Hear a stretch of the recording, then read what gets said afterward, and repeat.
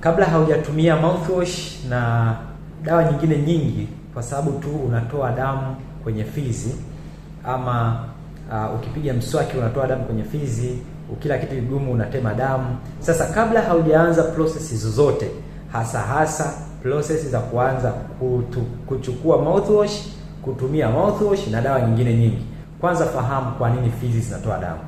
Ukifahamu fizi kwa nini zinatoa damu, utapata au utatafuta msaada zaidi ambao ni mzuri. Sasa kwa nini fizi zinatoa damu? Iko hivi, fizi zetu sisi zinatakiwa mara zote ziwe zimeshikana na jino.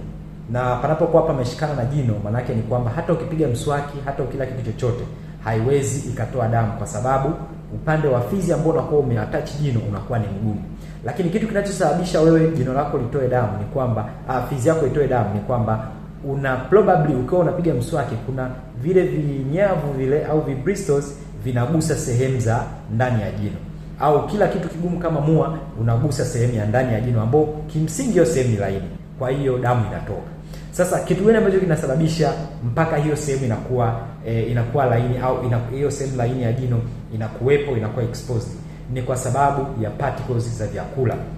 Kadiri tunavyokula vyakula, zile particles zinaingia katikati ya fizi na jino, kwa hiyo inasababisha zile sehemu za ndani zinakuwa nje. Sasa cha kufanya ni nini? Kabla ya kutafuta mouthwash ama dawa yoyote ile, hakikisha umesafisha ili kuondoa ule uchafu.